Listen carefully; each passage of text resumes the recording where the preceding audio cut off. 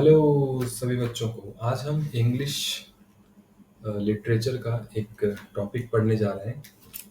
Chapter का नाम है द वाइट एलिफेंट। आइए देखते हैं इस चैप्टर को और समझने की कोशिश करते हैं कि इस चैप्टर में क्या चल रहा है। Okay, long ago a great herd of elephants lived in a forest near the Himalaya mountains. The finest elephant in the tribe was a rare white animal. तो बच्चों यहाँ पर आपने हर्ड शब्द सुना है। हर्ड, हर्ड मतलब होता है बेटा झुंड। HERD, हर्ड मतलब हिंदी में इसे कह देते हैं झुंड। ओके, एक टीम, बहुत सारे एलिफेंट। ओके, तो बहुत पहले हिमालय पर्वत के पास एक हाथियों का एक झुंड रहता था और इसमें जो सबसे अच्छा, सबसे बेहतर एलिफेंट था वो एक एलिफेंट था, वो था वाइट कलर का। वाइट था, जैसे आप यहाँ पे फोटो पे देख सकते हो। तो इन द ट्राइब, ट्राइब यहाँ पर किसी जंगली लोगों के लिए नहीं है। ट्राइब का भी मतलब झुंड ही होता है। इस कॉन्टेक्स्ट में ट्राइब का मतलब भी झुंड ही होता है। Unfortunately, the mother of this elephant was old and blind. Although her son gathered sweet wild fruits for her every day, he was often angry to find that the other elephants had stolen his mother's food. इस white elephant की जो माँ थी वो अंधी थी बेचारी, और यह जो व्हाइट एलिफेंट था अपनी माँ के लिए जंगल से अच्छे अच्छे ताजे फल लेकर के आता था। लेकिन जो दूसरे हाथी होते थे, चूंकि उसकी माँ अंधी थी इसलिए उसका खाना लेकर के चले जाते थे, और इस बात से वह व्हाइट एलिफेंट जो है काफी परेशान भी रहता था। व्हाइट एलिफेंट कहता है, mother, he said, it would be better if you and I were to go and live alone in a distant cave I have discovered. माँ की इस समस्या को देखते हुए वो जो व्हाइट एलिफेंट है वो अपनी माँ से कहता है कि माँ, अच्छा होगा कि हम कहीं दूर जाकर के एक गुफा में रहते हैं जिसका मैंने पता लगाया है। The mother elephant agreed and for a time the two of them lived happily in a peaceful spot near a Glade of white wild fruit and trees until one evening they heard loud cries coming from the great forest. तो यहाँ पर एक शब्द है Glade, GLADE। तो Glade का मतलब होता है एक ऐसी जगह जहां पे ट्रीज नहीं है, खाली मैदान। ग्लेड का मतलब होता है खाली मैदान। होते हैं ना, आपने ज्योग्राफी में पढ़ा होगा कि जो सवाना वाले एरिया होते हैं, जो आप नॉर्थ अमेरिका में एरिया होते हैं, बड़े बड़े लंबे लंबे ग्रीन कलर के उसमें पैचेस होते हैं जहाँ पे बिल्कुल भी कोई बड़े बड़े ट्रीज नहीं होते, उसे कहते हैं Glade.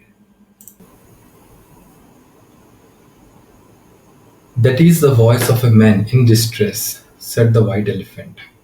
I must go and see if I can help him. तो ऐसा फिर उस सफेद हाथी ने कहा कि यह ध्वनि कैसी है, यह आवाज कैसी है। ऐसे व्यक्ति की आवाज है जो डिस्ट्रेस में है। डिस्ट्रेस का मतलब होता है तनाव, है ना। डिस्ट्रेस, बच्चों, दो तरीके के स्ट्रेस होते हैं। एक को कहते हैं डिस्ट्रेस और एक को कहते हैं यूस्ट्रेस। डिस्ट्रेस, डिस्ट्रेस होता है आपका तनाव, किसी चीज से परेशान होना, यह है डिस्ट्रेस। एक है यूस्ट्रेस। यूस्ट्रेस बेटा तनाव नहीं है, लेकिन कोई ऐसी चीज जो आपको कुछ करने के लिए उकसाती हो, जैसे कुछ करने के लिए, कुछ एक्शन करने के लिए आपको प्रोत्साहित करती हो। जैसे कल आपका एग्जाम है और अभी आपका सिलेबस खत्म नहीं हुआ है, आपको पढ़ना है, तो आप अब यूस्ट्रेस में होंगे, आप तनाव में नहीं होंगे कि नहीं पढ़ेंगे क्या होगा क्या नहीं। अब आप यूस्ट्रेस में होंगे और आप अभी ज्यादा पढ़ोगे, है ना। तो यूस्ट्रेस क्या होता है? यूस्ट्रेस होता है किसी विषय के ऊपर चिंतन, चिंतन,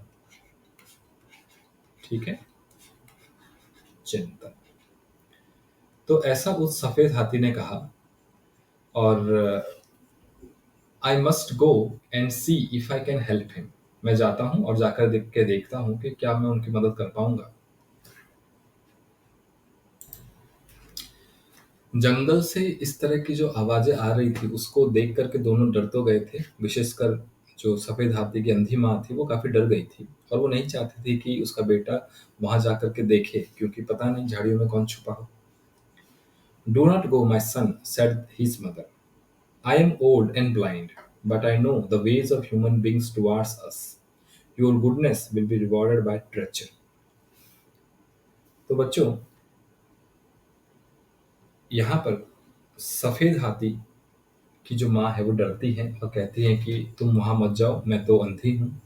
और हमेशा से इंसानों की ये फितरत रही है कि वह दूसरों को परेशान करते हैं, विशेषकर जानवरों को परेशान करते हैं। Your goodness will be rewarded by treachery. Treachery, treachery मतलब विश्वासघात। TREACHERY। साथ साथ आप वर्ड्स के स्पेलिंग और जो उनका प्रोनाउंसिएशन है उसको भी ध्यान रखते जाइए। विश्वासघात।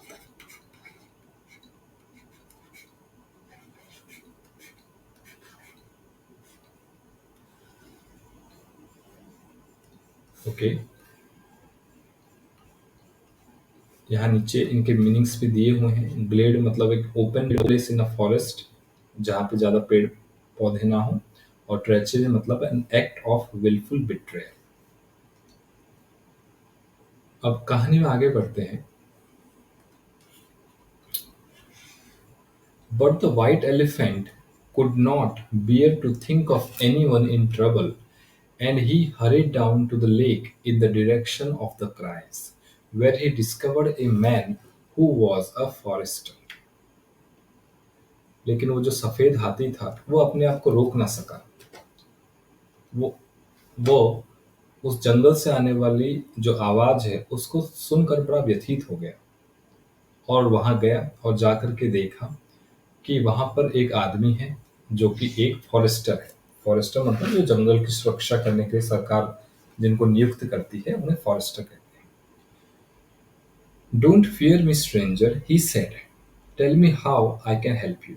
तो सफेद हाथी ने उस व्यक्ति से कहा कि हे अनजान व्यक्ति, आप मुझसे डरे ना, आप मुझे बताएं कि मैं आपकी किस तरह मदद कर सकता हूँ।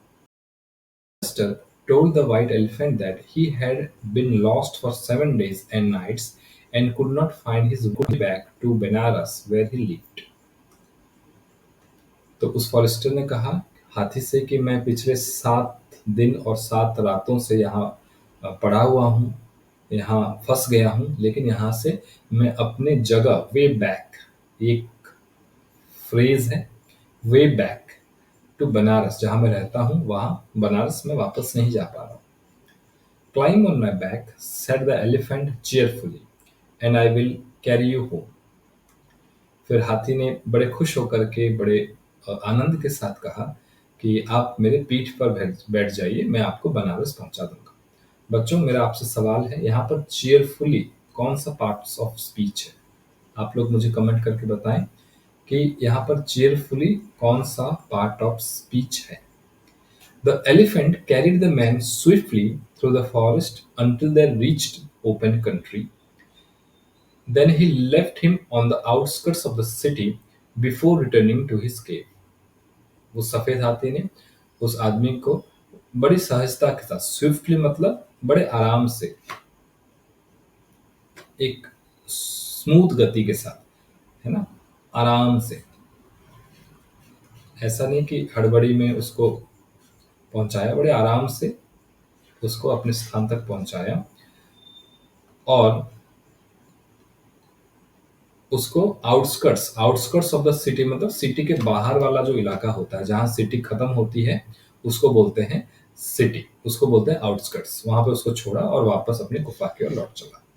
The forester was a greedy and cunning man. He knew that the king's favourite elephant had died. The king would reward me richly, thought the man, if I capture this fine animal for him. He straightway asked for a royal audience. Okay. तो यहाँ पर सफेद हाथी की माँ ने जो बात कही थी वह बात हमें सच होती हुई दिख रही है। कैसे? यहाँ पर फॉरेस्टर के बारे में बताया गया है, वो कैसा आदमी है? ग्रीडी है। Greedy, GREEDY। ग्रीडी मतलब लोभी, है ना? और एक शब्द है कनिंग। कनिंग मतलब शातिर, चालाक।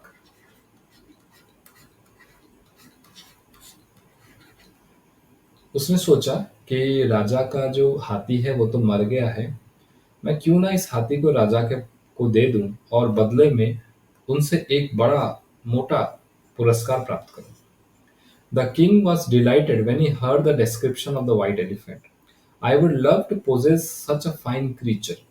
Go back to the forest with a band of my most skillful trainers, and if they succeed in capturing this rare elephant, you shall be. तो वह फॉरेस्टर राजा के पास जाता है। राजा फॉरेस्टर के मुंह से उस सफेद हाथी का जो वर्णन है वह सुनकर बड़ा खुश होता है और कहता है कि ऐसा अगर अ, इतना अच्छा प्राणी मेरे पास रहेगा तो मुझे बड़ी खुशी होगी।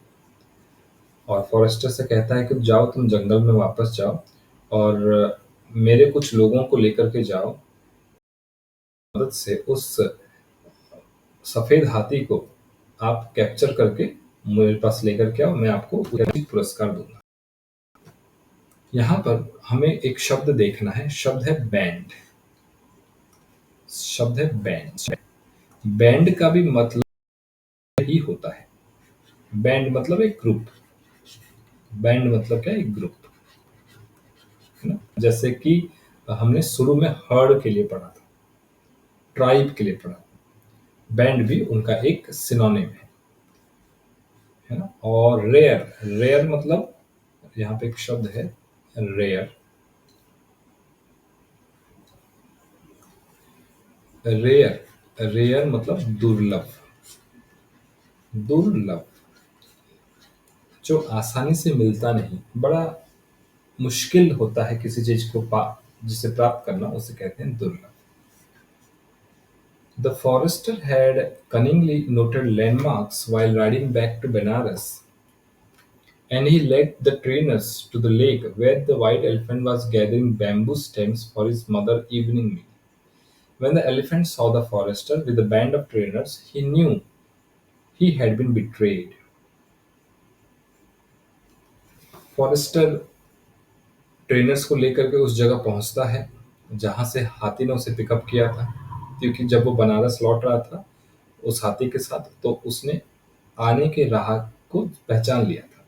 और जब व्हाइट एलिफेंट ने देखा, जो कि अपनी माँ के लिए बैम्बू, बांस एकत्रित कर रहा था शाम के खाने के लिए, तो उसने देखा कि यह जो व्यक्ति है ये तो बड़ा धोखेबाज है। मेरी माँ ने जो कहा था ठीक ही कहा, और ये अपने साथ कुछ लोगों को लेकर के आया, पक्का ये मेरे साथ कुछ गलत करने वाला है। यहाँ पर एक शब्द है बिट्रेड। बिट्रेड शब्द आपका बिट्रे से आता है। बिट्रे, बिट्रे का पास्ट फॉर्म है बिट्रेड। बिट्रे, बिट्रे मतलब धोखा। बिट्रे मतलब धोखा। He tried to escape, but the trainers pursued him and soon succeeded in capturing him. Then they led him through the forest and entered Banaras in triumph. वह सफेद हाथी बचकर निकले की कोशिश तो की उसने, लेकिन उन ट्रेनर्स ने उसे अपनी बातों में बहला फुसला लिया, परस्यू कर लिया, और उसको वो पकड़ने में सफल रहे। और बाद में जंगल के रास्ते बनारस पहुंचे इन ट्रियम्फ। ट्रियम्फ मतलब बेटा ट्रायम्फ। ट्रायम्फ, ट्रायम्फ मतलब खुशी, है ना? खुशी, जॉय, प्लेजर।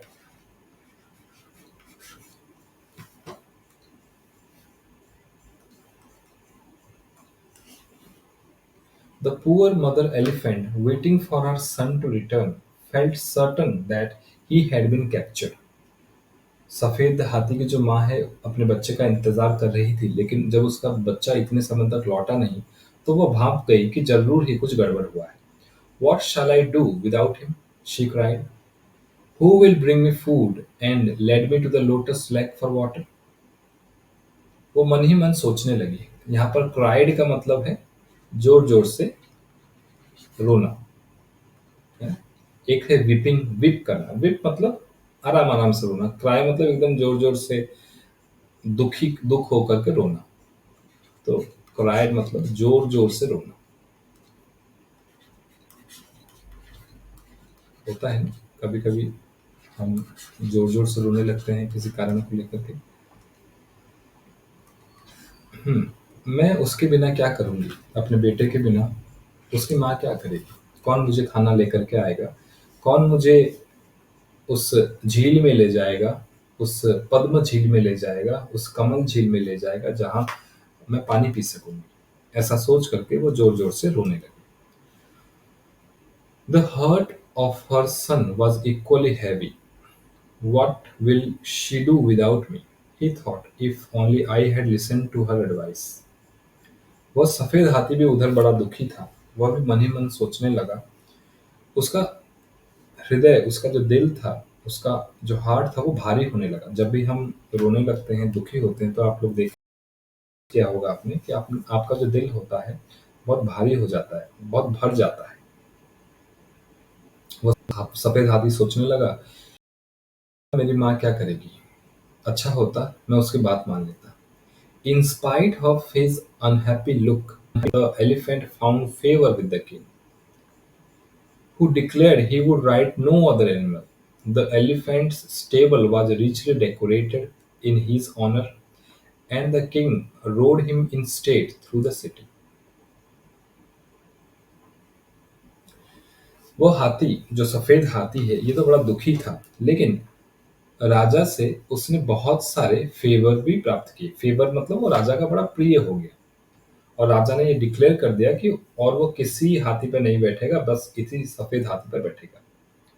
और जो एलिफेंट का स्टेबल है, यहाँ पर स्टेबल मतलब अस्तबल, जहां पर हाथी और घोड़े रहते हैं। स्टेबल मतलब अस्तबल, जैसे गाय रहती है गौशाला में, ठीक उसी तरह स्टेबल, अस्तबल।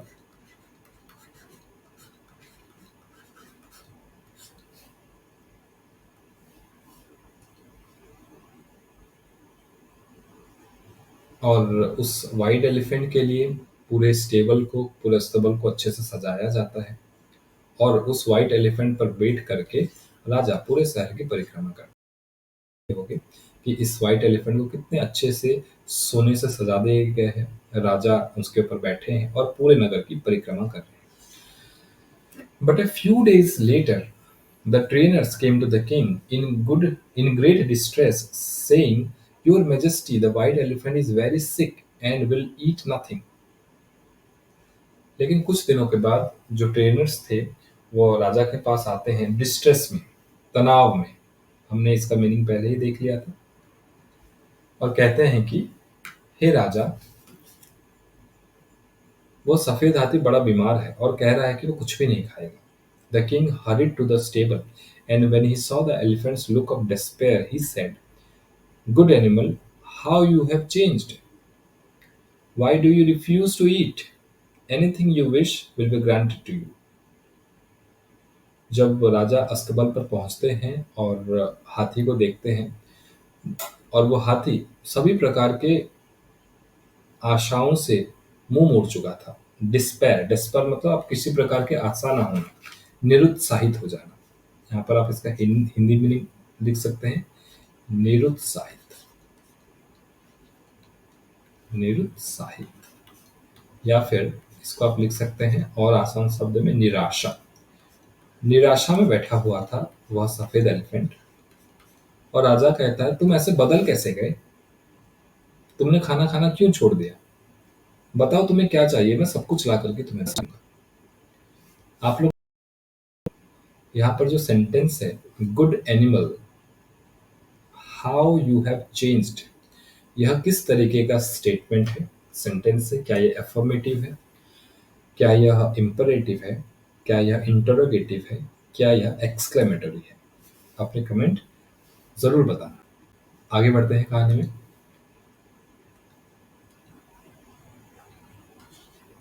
Great king, and said the elephant mournfully, "All I desire is to poor blind mother in the forest for while she is alone and starving. How can I eat?" बेटे के मन में अपनी माँ की चिंता हमेशा ही रहती है, और ठीक वही बात यहाँ पर सफेद हाथी के साथ भी थी। सफेद हाथी कहता है, हे महाराज, मैं अपने अंधी माँ के पास जाना चाहता हूँ, जो काफी दिनों से भूखी होगी और उसने कुछ नहीं खाया है। उसके बिना मैं कैसे खा सकता हूँ? बच्चों, यहाँ पे मौनफुली मतलब दुखी होकर, दुखी होकर।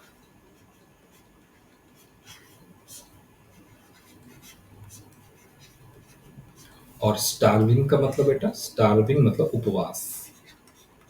स्टार्विंग माने उपवास, फास्ट जिसको कहते हैं, भूखे रहना। Now the king was a good king, and although he badly wanted the elephant for himself, he said at once, "Noble animal, your goodness puts mankind to shame. I give you your freedom to return to your mother at once." वह राजा बड़ा अच्छे दिल का था, और उसने कहा कि नोबल एनिमल, नोबल मतलब भद्र, नोबल मतलब अच्छा, नोबल मतलब अच्छा। हम कहते हैं ना नोबल सोल, पुण्यात्मा जिसको कहते हैं, नोबल, नोबल मतलब पुण्यात्मा, जो अच्छा है, दिल का बड़ा अच्छा है। कहते हैं ना दिल, ये दिल का बड़ा साफ है ना? इसको आप लिख सकते हो, दिल का साफ।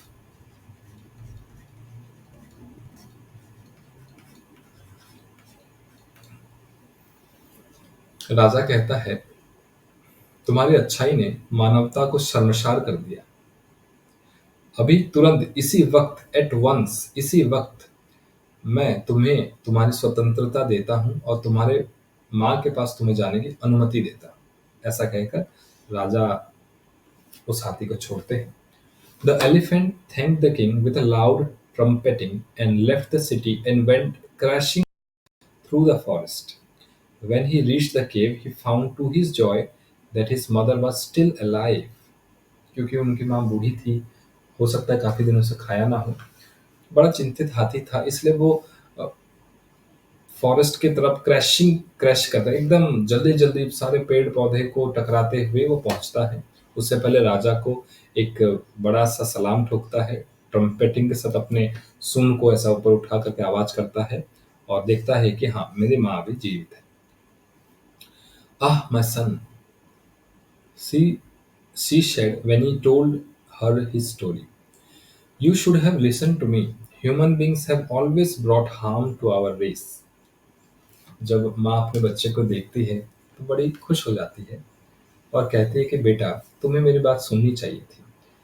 मनुष्यों ने हमेशा ही हमें परेशान किया है। यहाँ पर बेटा रेस शब्द का अर्थ है, यहाँ पर रेस का अर्थ दौड़ना नहीं है ना, रेस का अर्थ है यहाँ बेटा नस्ल। आप इसको यहाँ देख लीजिए, रेस का मतलब नस्ल, नस्ल, प्रजाति, है ना। जैसे हम मानव प्रजाति हैं, वैसे यह पशु प्रजाति है, और पशु में भी हाथी है। तो बच्चा कहता है, not all of them mother, he said trumpetantly. The king is noble and generous, or I should still be in captivity. Let us forget the treachery of the forester and think only of the king's goodness. यहाँ पर कितनी बड़ी बात कह दी हाथी ने। हाथी की जो पूरी क्वालिटी है यहाँ पर वह उभर करके आती है। वह छोटा सा हाथी, सफेद हाथी, अपनी माँ से कहता है कि नहीं माँ, ऐसा नहीं है, सब लोग ऐसे नहीं है। राजा बड़ा भद्र व्यक्ति है, बड़ा दयालु है, जेनरस, जेनरस मतलब दयालु है। अगर ऐसा नहीं होता तो अभी भी मैं कैप्टिविटी में होता। कैप्टिविटी मतलब बेटा, अभी भी मैं बंद होता, जेल में बंद होता, यानी अभी भी मैं गुलाम रहता। इसका मीनिंग आप लोग नीचे भी देख सकते हो। कैप्टिविटी मतलब इम्प्रिजनमेंट, है ना, किसी को बांध करके रखना। कैप्टिविटी मतलब बांध करके रखना, बांध करके रखना। तो वो छोटा हाथी कहता है, हम उस धोखेबाजी को भूल जाते हैं और उस राजा की अच्छाई को याद रखते हैं। देखो कितनी बड़ी बात कह दी। तो इस कहानी से हमें बहुत कुछ सीखने को मिलता है। इस कहानी से हमें इस छोटे हाथी के कैरेक्टर के बारे में जानकारी मिलती है कि हमारे साथ कोई कितना भी बुरा करे, हमें उस बुराई को भूल जाना है और उसकी अच्छाई को ज़रूर देखना है, क्योंकि अगर हम लोगों की बुराई ही देखते रहेंगे, तो हम कभी भी अच्छा ही नहीं देख पाएँगे। मुझे आशा है आप सभी को ये स्टोरी बहुत अच्छी लगी होगी। शीघ्र ही इसके सेकंड पार्ट में हम इसके क्वेश्चन आंसर के साथ भी आएँगे। आपको यह वीडियो अच्छी लगी हो, ये स्टोरी अच्छी लगी हो, तो स्टोरी को लाइक कीजिएगा, चैनल को सब्सक्राइब कीजिएगा और अगर आपको इंग्लिश के ग्रामर को बहुत अच्छे से समझना है, क्लास 7 डीएवी के ग्रामर को मेरे साथ बैठ कर के 1 टू 1 समझना है। हम प्रत्येक बच्चे के डाउट को क्लास में ही लेते हैं, क्लास में ही सॉल्व करते हैं, बाद में सॉल्व नहीं करते। उसी समय हम बच्चे का जो भी डाउट है उससे पूछते हैं और सॉल्व करते हैं। तो आप अगर चाहते हैं कि आप मेरे साथ पढ़ें, परिवार विद्यालय के साथ पढ़ें, तो आप हमें कॉन्टैक्ट कर सकते हैं, कमेंट कर सकते हैं। मिलते हैं नेक्स्ट पार्ट में। Thank you.